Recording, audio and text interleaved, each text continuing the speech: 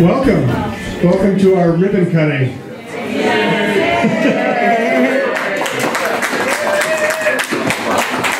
Yeah, it looks like we're actually going to do this. There was a time when, a couple of years ago, when we were being shuffled from one location to another, and it just seemed like there was no place to legally exist. We said, well, you know, maybe if we could get some land of our own, and it just seemed like such a pipe dream at that time.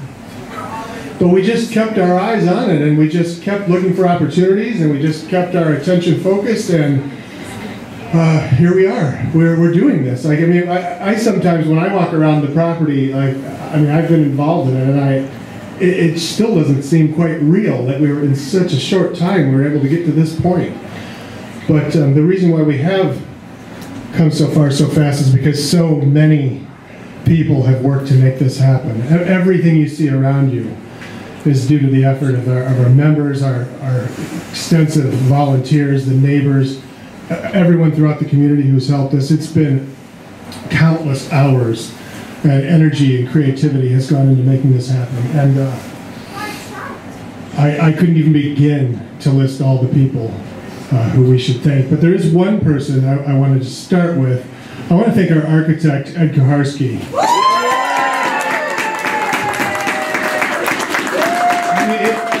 We are really, really lucky to not be paying him by the hour, because he spends every day coming out here, personally supervising things. He has put so much time and energy and love into this project. I mean, we are so lucky to have him, and I think he deserves another round of applause.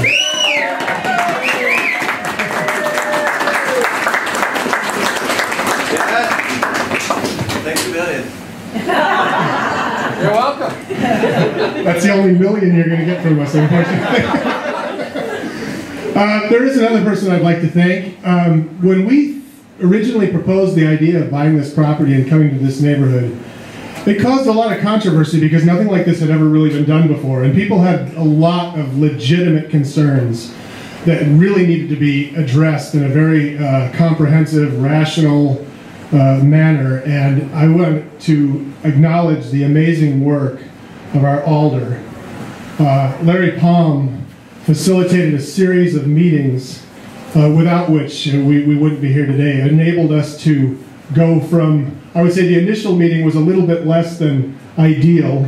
There was a lot of hostility, a lot of fear, and just people were just really not sure about this. But as time went on and we had a chance to interact, obviously we never convinced everyone, but we found that over time we began to get more and more allies, we began to get more and more support, and the opposition began to sort of melt away, and overall we hope that we have addressed the concerns that people had. I mean, I like to think that the people who opposed the project, I never looked at them as our enemies. They had very legitimate concerns, and what we did is we would go back to our meetings and say, okay, here is what is upsetting people. How do we address this? How do we make this right? And I just want to acknowledge what Larry has done in helping us to realize what those concerns were and to address those concerns. I'd like to let him say a few words. Well, certainly I want to first congratulate you. It's truly impressive feat to be able to do this for not only this neighborhood but for the community as a whole. Certainly, you know, when listening to the sort of earlier meetings, I remember that and Brenda and I had some conversations, and I joked about this, but I'm often considered sort of a very quiet alder. I don't go out there and make a lot of noise. Will Sandstrom, if you might know, called me a dullard once. And part of, I think, part of what's that about is because, you know, I want the process, and I want the not only the neighbors but the proposals to be all on their own merits. I mean, I think that it was really the work of Ed and Brenda and the board that really sort of argued about what the benefit to a community would this project be. So it wasn't me as the representative saying you should support this because of these values. It was being the voice of the neighbors. It was the voice of the developer, That's my inside joke. You know, and that being able to, over meeting, being able to resonate with those people who were concerned or had expressed issues, and over time we were able to knock down all those concerns to the point where I think we really got a terrific outcome. And I really want to congratulate everyone who worked on this, everyone who was part of it, who painted the doors, moved the house, you know, donated and gave their energy. Because this is really what makes for a great community. I do have to say, I mean, certainly one of the things that the city is increasingly engaging in is the long-term solution, because this is certainly you know, a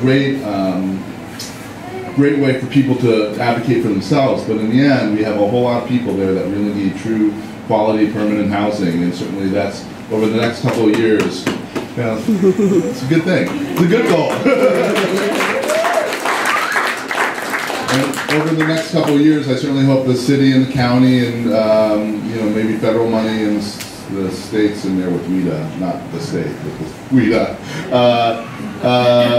can really make a reality that we can find so many more homes and spaces for people to live and be able to do all those things that you and I on a regular basis take for granted, like showering and clean clothes and warmth, that we can over time be able to make everyone whole in our community. So congratulations for all you've done, and good luck with the project.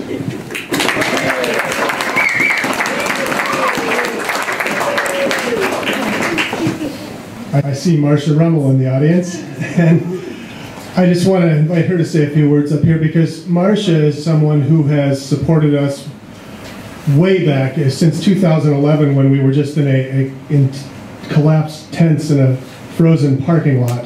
Marsha was asking what she could do to help, and actively championing our cause and making sure that we had good relations with the city whenever possible. And I just would like to acknowledge how wonderful it is to have such a great ally from the beginning. Marsha.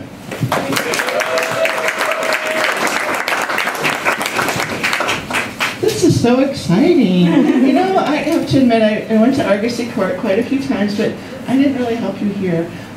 You know, physically painting and moving and cleaning. It's beautiful, isn't it? Did we already say how beautiful it was? Wow, we have some talented people who know how to take matters into their own hands, and if we all sort of did more of this, I think we could get a lot more done.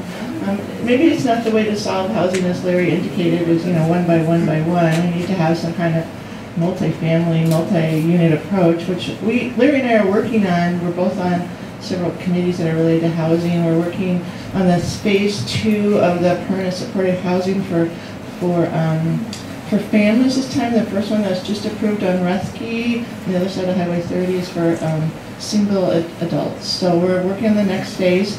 And I don't know if it's totally official, but I will tell you, we've selected again Heartland Alliance, and they've partnered with the YWCA.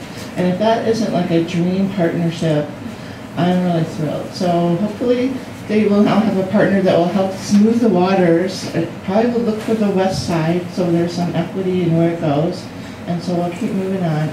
And the thing about Occupy that's so amazing is how it is that you can sit around and figure things out. I mean, it's like the do-it-yourself democracy, small d democracy. Some might call it anarchism, but I'm not really an anarchist, so I'll just say it could be called that. But it's like taking ownership of your own life and putting it forward what you need, and then working toward that. And you all showed up for so many important meetings, and so impressive. So I'm humbled to be part of your grand opening, and thank you. Next, I'd like to invite Heidi Wegleitner to come up and say a few words. Heidi is a tireless, she might not feel tireless all the time, but a tireless advocate for the homeless in this city. She's our Dane County Board Supervisor. Heidi Wegleitner. Thanks, Luca. And this is Lincoln. He's my deputy supervisor. Really, I haven't done much at all. You guys have just been a source of inspiration for me since I took the board position 2.5 years ago, and I can't think of a group that more demonstrates the commitment to housing as a human right than Occupy Madison. You have been unflinching. You have been there expressing solidarity for folks who, really need our support, and from folks who we can learn a lot. And the coolest thing about what you're doing is that we're all working together, and you're emphasizing the strengths and the humanity in each and every member that is a part of Occupy and in our community. So I'm really inspired by what you've done with no government money, on your own, with no paid staff, and in a very just diligent, tenacious, fun and lighthearted way, and so incredibly creative, so much. And I look forward to having you in my neighborhood. Lincoln and his dad PG live just a couple blocks away, and I'm just so proud of our neighborhood and all that you have accomplished. It's truly inspiring, so thank you very much.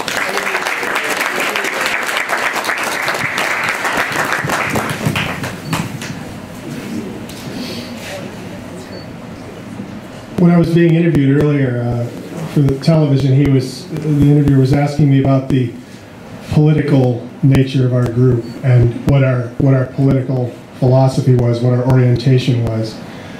And certainly early in the days of Occupy Madison, there were some people that felt, we had to establish, we had to go by the principles of socialism if we were going to be successful. And there were other people who felt, no, we have to embrace the principles of the free market if we're going to be successful. And ultimately what we found is just the very simple idea of human solidarity is what bound us. We were people who knew that things weren't quite right.